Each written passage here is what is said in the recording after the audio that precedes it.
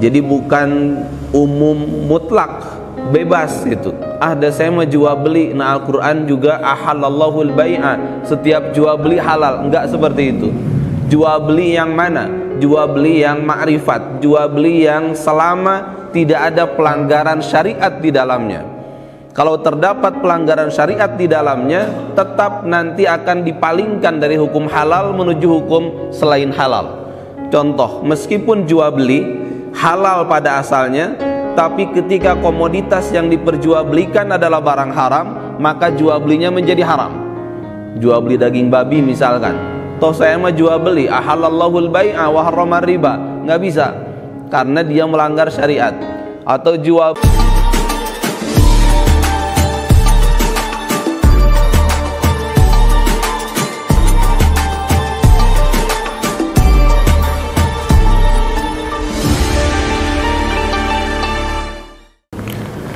Bismillahirrahmanirrahim. Assalamualaikum warahmatullahi wabarakatuh.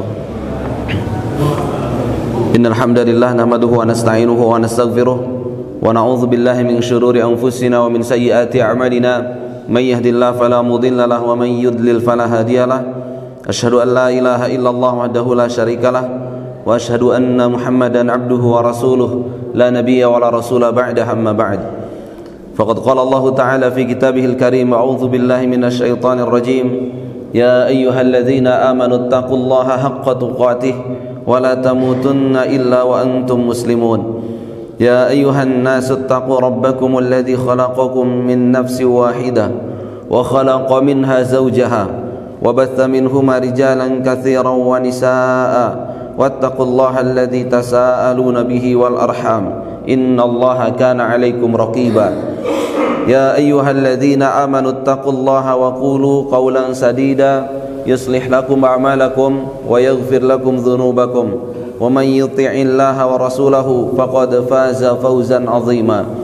Wa qala an-nabiy sallallahu alaihi wa alihi wasallam, ittaqillaha haitsuma kunta wa atbi'is sayyi'atal hasanata tamhuha wa khaliqin nas bi khuluqin hasanin.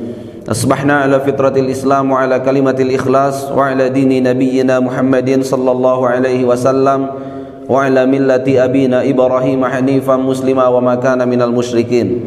Allahumma bika asbahna wa bika amsayna wa bika nahya wa bika namutu wa ilaikan nusyur. Raditu billahi rabba wa bil islami dina wa bi Muhammadin sallallahu alaihi wasallam nabiyya. Bismillahilladzi la yadurru ma'asmihi syai'un fil ardi wala fis sama' wa huwas sami'ul alim. Allahumma inna nas'aluka al-khaira ma fi hadzal yawm wa khaira ma ba'dah wa na'udzu bika min syarri ma hadzal yawm wa syarri ma ba'dah. Ikhwatal iman rahimani wa rahimakumullah. Alhamdulillah, puji syukur kita haturkan kepada Allah Subhanahu wa taala yang masih memberikan limpahan karunia dan nikmatnya kepada kita semua.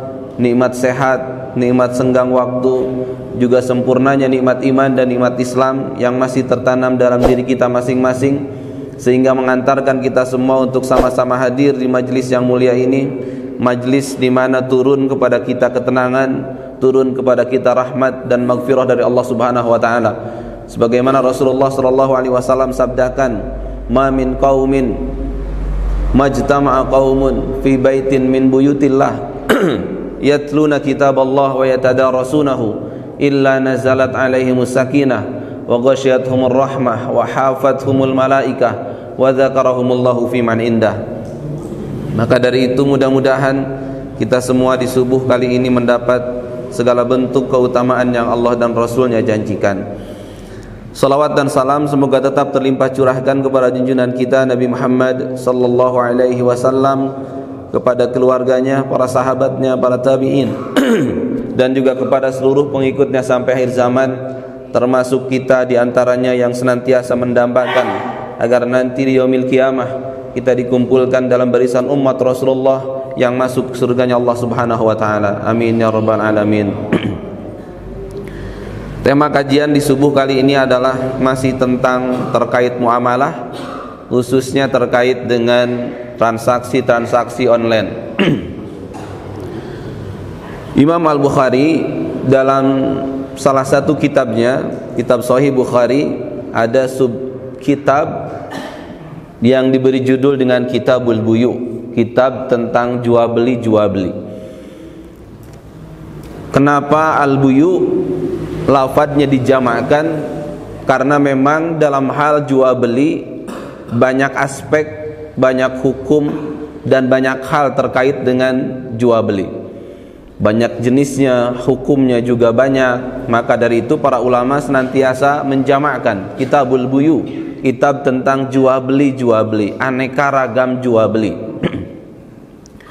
Sebelum menulis hadis-hadis terkait dengan jual beli, Imam Al-Bukhari mengutip beberapa ayat Al-Quran. Di antaranya yang pertama, Quran surat Al-Baqarah ayat 275 yang menjadi landasan dasar kebolehan jual beli.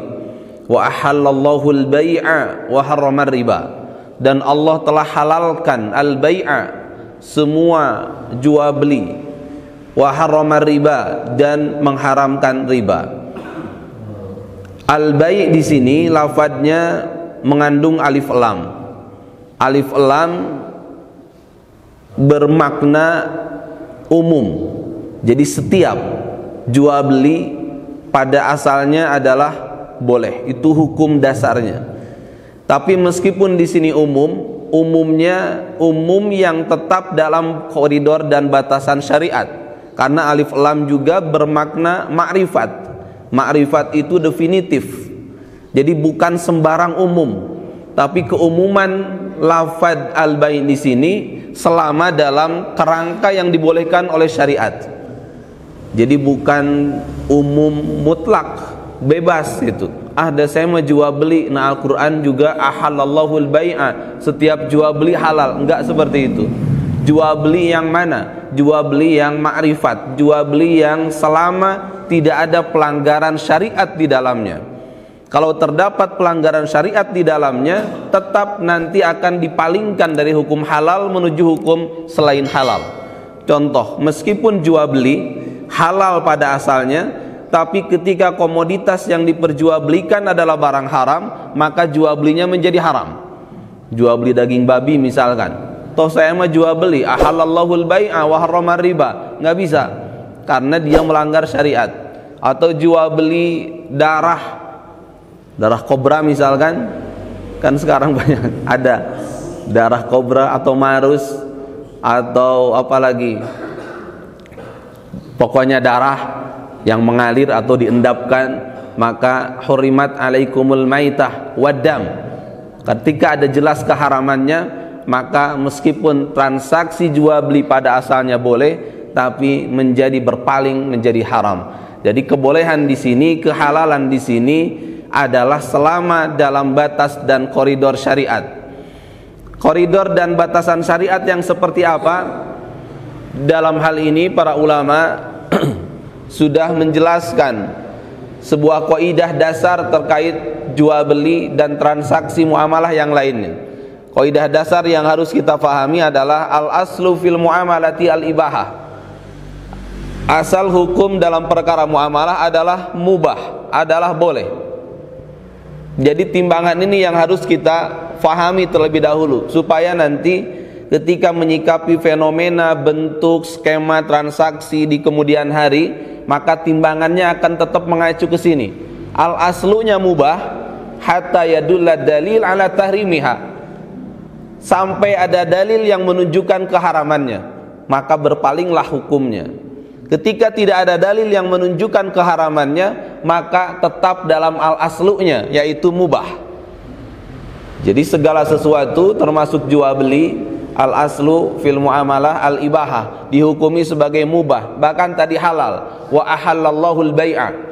Jadi setiap jual beli, apapun namanya, apapun bentuknya, apapun skemanya, mau online mau offline, maka al-aslunya hukumnya mubah. Hatta yadulla dalil ala tahrimiha. Sampai ketika ada dalil yang menunjukkan keharamannya, maka bisa jadi berpaling hukumnya. Dalilnya pun tidak sembarang dalil. Dalil yang dapat memalingkan dari hukum boleh itu haruslah dalil yang sahih dan juga shorih. Sahih secara sanad, secara periwayatan tidak ada masalah, valid dari Nabi. Sementara shorih maknanya tidak bercabang, maknanya satu gitu. Maka ketika ada dalil yang menunjukkan keharamannya, dia akan menuju haram. Misalkan Bapak suka transaksi dengan menggunakan DP, jual beli DP. Osok tara ibu nganggo DP anula sakitu. Kan ini sudah lazim digunakan. Padahal ada dalil yang menunjukkan larangan tentang jual beli DP. Naha Rasulullah sallallahu alaihi wasallam an bai'il urbun. Rasul melarang transaksi yang menggunakan DP atau arbun. Hagsiah kumaha. Ayat dalil yang menunjukkan keharamannya. Maka bisa jadi menyimpangkan dari hukum asal menuju hukum selain mubah. Tapi ternyata dalilnya setelah diteliti ahli hadis untungnya doif gitu Pak. Maka karena hadisnya doif, maka al-aslunya tetap mubah. Maka tetap boleh menggunakan DP. Bayangkan kalau hadisnya sahih, maka hukum jual beli DP itu, menggunakan DP itu dihukumi haram pastinya, karena ada dalil yang menunjukkan keharamannya dan dalilnya sahih. Tapi karena dalil tentang DP itu setelah diteliti adalah doif, maka tetap kita boleh bertransaksi menggunakan DP karena tidak beranjak dari hukum bolehnya, karena dalil yang menunjukkan keharamannya ternyata tidak kuat secara ilmu hadis gitu. Kalau dibagi secara singkat, ini sering saya ulangi, bahwa yang dapat memalingkan sesuatu transaksi dari hukum boleh menjadi hukum selain boleh itu setidaknya ada 5. Apa yang 5 perkara itu? Yang pertama, selama tidak maisir. Berarti kalau ada unsur maisir, jadilah transaksi yang terlarang. Kenapa maisir tidak boleh? Karena ada larangan langsung dari Al-Quran tentang transaksi maisir itu adalah dilarang. Innamal khamru wal maisiru wal ansabu wal azlam rijsum min amali syaitan fajtanibuh. Maisir itu rijs, kotor, bahkan dia salah satu amali syaitan, fajtanibuh, jauhkan oleh kita. Maka ketika ada unsur maisir, transaksi apapun namanya, bentuknya, ada unsur maisir di sana, maka menjadi berpaling dari hukum transaksi mubah menjadi transaksi yang terlarang. Selanjutnya, maisir goror. Ketika ada unsur goror, tapi gorornya klasifikasinya klasifikasi berat. Ini sudah diterangkan di majelis ini tentang bab goror. Intinya goror itu masih ada samar, ketidakjelasan. Tidak jelas dalam hal apa? Bisa jadi tidak jelas dalam hal akad, bisa jadi tidak jelas dari jenis transaksinya, atau barang yang ditransaksikannya tidak jelas, kualitas spesifikasinya tidak diterangkan di awal, bisa jadi tidak jelas atau goror dari segi jumlah. Jenisnya jelas tapi jumlahnya tidak jelas, itu pun goror. Jenisnya jelas, jumlahnya jelas tapi harganya tidak jelas, itu pun goror. Terus goror juga terjadi ketika dalam hal pembayaran, harga anda terjelas, pembayarannya tidak jelas kapan, atau penyerah terimaan barang juga tidak jelas, itu pun goror. Jadi goror wajib dihindari dalam perkara akad-akad bisnis. Kalau dalam transaksi sosial, transaksi kebajikan, boleh untuk goror. Tidak ada hukum goror yang terlarang kalau dilakukan dalam transaksi kebajikan. Sodakoh silahkan boleh goror, hadiah boleh goror, hibah boleh goror gitu. Tapi ketika akadnya bisnis, transaksi jual beli, transaksi sewa menyewa, transaksi syirkah dan sebagainya, itu harus menghindari goror dengan kualifikasi goror yang berat tingkatannya. Maisir goror. Ketiga, riba. Ketika transaksi mengandung riba, baik secara eksplisit ataupun implisit, tersurat atau tersirat, maka harus ditutup dan menjadi transaksi yang terlarang. Jadi selama tidak ada maisir, selama tidak ada gharar, selama tidak ada riba, maka transaksi tersebut mau dilakukan secara online, mau dilakukan secara offline, maka dihukumi tetap dalam hukum asalnya, yakni mubah. Yang keempat, selama tidak ada unsur zalim. Zalim itu aniaya, lawan dari ketidakadilan, merugikan salah satu pihak, itu pun zalim. Berbohong, itu pun zalim. Maka pastikan transaksi kita mau offline ataupun online yang terkait zalim, maka itu adalah terlarang. Yang kelima, darar. Darar itu bahaya. Darar, do. Kalau tadi ghin, gharar. Kalau ini darar. La darara wa la dirara, kata Rasulullah. Tidak boleh membahayakan diri dan juga tidak boleh membahayakan orang lain. Jadi ada larangannya. Doror ada larangannya, goror ada larangannya. Naha Rasulullah an bai'il gharar.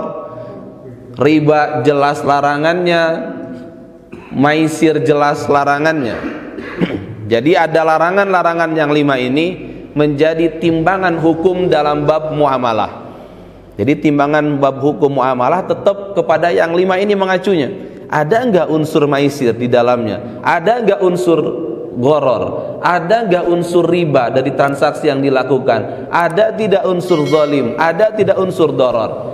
Ketika ternyata nihil, maka transaksi apapun namanya, jenisnya apapun, bentuknya apapun, skemanya apapun, maka insya Allah masih dalam tataran hukum mubah.